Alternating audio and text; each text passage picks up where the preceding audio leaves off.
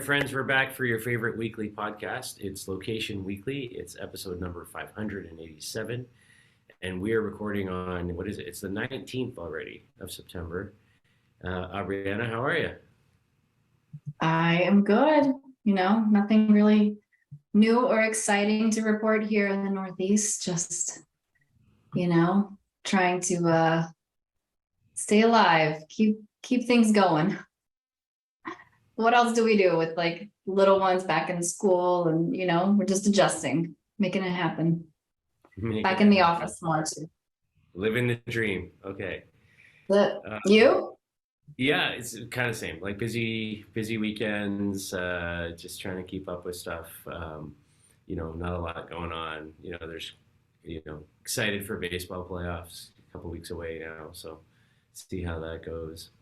Hopefully the Jays are in it and I can get to a game. That would be nice. So Hopefully for your sake. I've kind of given up on watching too much baseball. It's like to find the time to do that. yeah, It's a I know. sad day in my house. You got to make time. You got to make time. All right, we've got a good show for you. 4 stories. We're going all over the world as per usual. So I'll let Ariana kick us off. All right. Well, this is an interesting partnership and one that I quite like. Lowe's and Instacart are rolling out a new same-day delivery option. This will happen all across the US. So Lowe's will be one of the first retailers on the Instacart app. And they'll be debuting obviously same day scheduled delivery for large items. This is up to 60 pounds. So, thinking of decorating for the holidays, maybe for Halloween or the fall, all those inflatables or getting a fire pit so you can do some s'mores, need a grill, all those good things. Those will be, items that you could get delivered to your home, which is kind of nice. And, they started testing this back in February in some select markets, and they do offer same day delivery now in all 50 states and Washington, D.C. So, they also recently launched a new rewards program called Lowe's Pro. So this definitely benefited a lot of the contractors. They accounted for like 25% of the sales. And, I think that obviously there's declining revenue in some cases because there's supply problems. Like we've seen this all over. There's supply problems. And then it's also hard to even get anybody who is a contractor if you happen to be able to get like that new fridge or whatever it is that is on back order. So they're piloting like convenient fulfillment options, and then they're also testing out a new pro fulfillment center in Charlotte, which is where they're based, and that would offer same day delivery as well. So, I think they're just really testing out a lot of different things. You and I both know we've seen Lowe's, involved in whether that's LBMA or just other industry events, and they're, I feel like they're always like kind of on the cutting edge for a hardware store, testing out new things, testing out new ways to engage with consumers. I do really love this partnership because I think about like specifically the things like grills, having to like go and drive and get it and then have space in your car maybe or not can be a pain. So I like that they're thinking about this, and it's almost like, why not? Why should every retailer not have something that can be delivered on Instacart, right? Whether that's clothing, hardware, paint, any of those things that you're looking for beyond the groceries, right? And beyond the supermarkets. I think this is great. So yeah, I mean, nothing like groundbreaking from a tech perspective, obviously, but a new retailer on Instacart. Thoughts? Yeah, I think this is a solid partnership. I like seeing Instacart kind of branch into the broader kind of retail sector like this. And speaking from kind of a personal point of view, my neighborhood, it's a very old, century-old neighborhood, very small houses, tiny streets, like little, like no driveways in some cases, or garages or anything like that. So there's like, most people, if you have a car, it's a small car. So, moving things, that you need, like whether it's a barbecue or Halloween decorations that they talked about or whatever, getting it delivered and getting it delivered same day, I think makes a ton of sense to me, right? So I can see this happening, and kind of being very successful for both parties here. And I think a lot of other retailers, whether it's guys like IKEA or folks like that we talk about regularly on the show, can benefit from the availability of same day delivery. And I guess now, from an Instacart point of view, it means that obviously they have to ramp up their drivers and the vehicle sizes that they have and things like that. Moving from groceries, but I think it makes sense. I think it's a good solid partnership. Interesting to watch it expand. Kind of sticking in retail, we're going to go to our second story now. And this is a very interesting one. So, if you're from the Northeast, you'll know of a grocery chain called Wegmans. I grew up, in Toronto here, but we're just across from Buffalo. We pick up the Buffalo TV stations, and I'd see Wegmans, TV commercials all the time. So I'm familiar with the brand. They have 100 stores on the East Coast, and they, like everybody else, has been playing around with, self-checkout and scan and go technology, and have an app platform that they've been using. And their customers love it, but they don't. And this is interesting. So we're starting to see now this wave of some companies that are, excuse me, pushing back on this type of technology. While it's convenient, and they recognize the convenience to their customers, and their customers have told them, specifically in the case of Wegmans, that they love the app and how easy it is and not having to wait in line. Unfortunately, they're experiencing a lot of losses. And by that, I mean, theft. And so, whether intentional or not, people are going to these things and maybe not scanning all their items. And so the net benefit isn't really there. And they're actually seeing a lot of losses in this. And they're not the only one. Other retailers are seeing this as well. Maybe not have cut the technology out yet, as Wegmans has announced. So they basically sunsetted the app for now. As of just this past weekend, or last week on the 18th, sorry.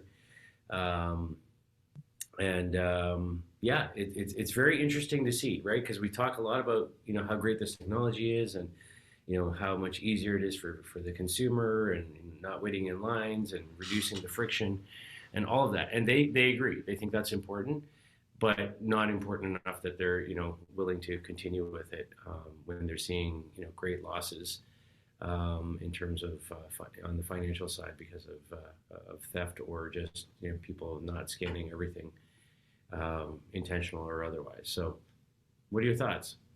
It's funny and timely. I was just at Wegmans yesterday, actually, and I did do self-checkout, but not to be confused with the scanning. And I've noticed that, a lot of the supermarkets have like the scanning tool. When you walk in, you can pick it up, it can sync with your app, and you can just scan and go. I have never actually been, I don't know, I haven't been curious enough to try it, or think that it's going to save me enough time to like take the time to set it up within the app and do all of that. And for this exact reason, because I find that, I don't know, it's like, I guess I am like predisposed to think, I don't want anybody to think that I'm stealing anything. And I do think that there are challenges, when it comes to this, even with self-checkout, right? Like inevitably you always need somebody to come over and fix something. I was scanning grapes and they weren't scanning. And then, I had to have somebody come over and they scanned in for $1. And I was like, I don't think that's right. Like, happy to pay $1 for this big bag of grapes. But of course they were like $10. So, it's like, I think those are the types of things that they add up, right? Like it can be, maybe it's a convenience factor for a percentage of their customers, but I think that there's other ways that they can offer that level of convenience. So like ordering online and picking up still probably would have the same level of convenience, if not more. And it would still give them that cost effectiveness and making sure that they're generating revenue. So I get it. Makes sense. Yeah, and we're not knocking the technology. The technology is great, and they're admitting to that. It's just it's not sort of offsetting the losses that they're seeing. And I think what that says to me is the technology just needs to keep getting better, right? Like we need to find ways to whether it's computer vision technologies or other things that can kind of have better oversight into what's going on as people are interacting with the store and merchandise. But yeah, we're not going to see this stuff go away. But sad when you're hearing about it being thrown out because of businesses are experiencing losses. Yep. Well, let's go to more of a future ideation kind of test that's launching in Singapore. Sephora is launching what they're calling their store of the future. And they are focused on three main touch points: the space, the people, and the technology. So the way that they're doing this is they're popping up several interactive, like experiential areas for customers to test products. Some of these include something called the play table. There's a care table, a skincare lounge, a beauty school. So really, they are touting, like, yeah, I would say more compartmentalized areas that are open and tailored to specific experiences, which is really cool. The pictures look beautiful of the mock-ups that I saw, and they have some really unique experiences that are, I would say, individualized, right? They're really personalized experiences that someone can go and have, like a hydrofacial. It's called Perk by Hydrofacial, a hair consultation, a dry styling hair service. So there's something called Skin Credible, which is like a dermatologist recommended skin analysis app. So you can understand your skin a little better, get some skincare advice, maybe tips on what products might be best for you based on your type of skin and age and, diet and all those other things, I would imagine. But this is launching on the 23rd. So if you are, near Singapore, it's in Raffles City. Definitely go and check it out. I think that this has a very niche clientele. I think that I typically like to try new things, but going into the store to try them is probably not necessarily where I would go to, but I can see so many women that would.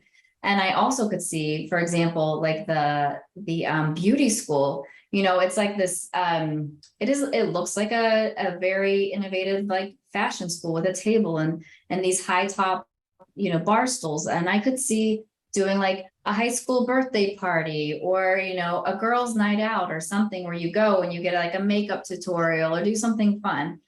So I like that idea of like bringing those experiences and having it be like group offerings or, something that, even if it's just like, hey, I need new moisturizer, my skin has changed, or, like that there's a variety of different ways that you can go and interact there. So it looks beautiful. I love all of the different experiences. I mean, I think Sephora has always done a wonderful job, whether it's in their app, in their stores. I think that they do a pretty good job of keeping things organized, customer service good. They have a great loyalty program. So I love that this is like another extension of their brand.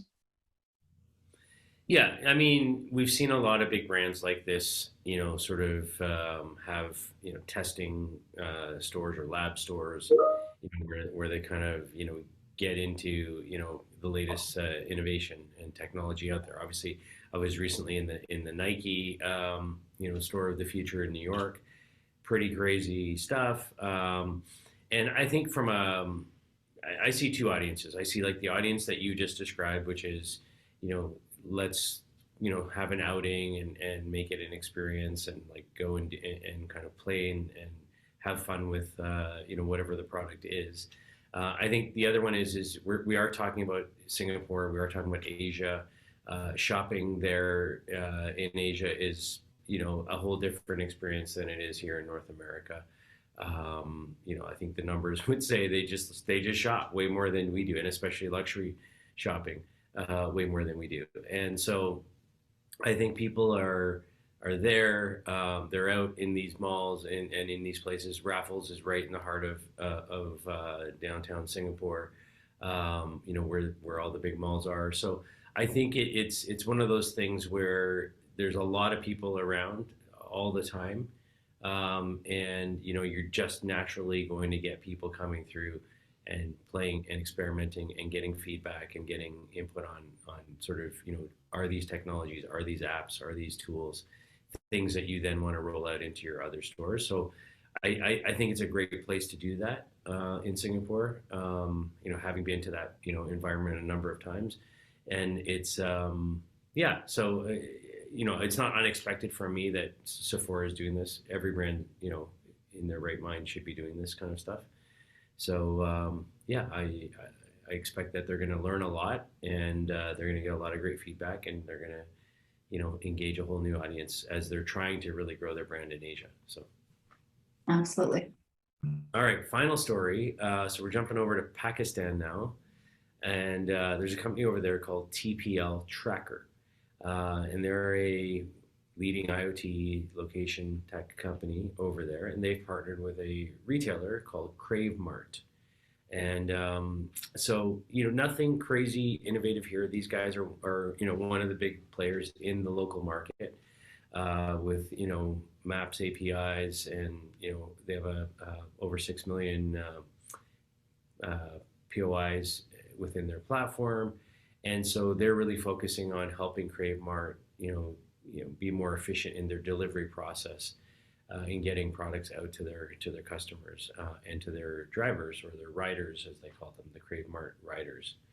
So they say in less than a year, Krave Mart has seen exponential growth at 90%, being able to reach 90% of the major cities in Karachi, 75% of Lahore, and 70% of Rawalpindi. So they're definitely getting coverage and density. And reaching, the key populations within the country. And I think, if you're a big online retailer like this, and if you're listening to this story in North America, think Walmart online and think about reaching, and getting your products as fast as possible into as many, local jurisdictions and as many people as you can. So that's really what this is all about. And I don't have much more to say about it. It's a very straightforward story, but I think the key here is about reach and density of coverage, and being able to leverage, sort of homegrown and powerful location services in, what the guys at TPL are providing to Krave. Yeah, I mean, I think that the only thought that I have here on this story is like, we're going to continue to see the reaching consumers wherever they are, in whichever way that they want to engage with your, products, your service, your brand, I think is really important in enabling that. So really just focus on that, and the growth there is so, it's so important as we move. But we've also seen, for example, like suburban, urban America, and then you think of other countries, like the way that they interact and the technology that's needed to be able to make those deliveries and to reach consumers wherever they are is very different. And, what's needed in New York City versus like more of suburban Atlanta are two very different things. And that goes to the same for a lot of what we've seen like in other countries around the world, especially Asia. Right, where there's a lot of density, there's a lot of like building up. So I think that just continuing to have the technology to reach the consumers and then to be able to find them accurately, we're just going to continue to see more and more iterations of that in order to scale. I agree. All right, so that's our show for this week. 4 stories around the world.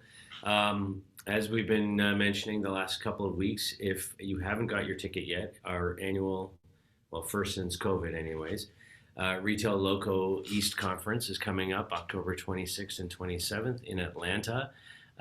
We would love to see you there. There's so many great speakers coming. We just confirmed, on top of the folks from Kroger, 8451, their lab is now coming. Waze will be there doing a presentation with Coca-Cola. So there's a lot of great folks that are lining up to come share their insights, and we'd love for you to be there and hear what they have to say. So you can get your ticket at www.retaillowe.co, L-O.co at the end, retaillo.co. Go check it out, and we'll see you there. Otherwise, have a great week, and we'll be back next week with episode 588. Have a great week. Bye. Bye.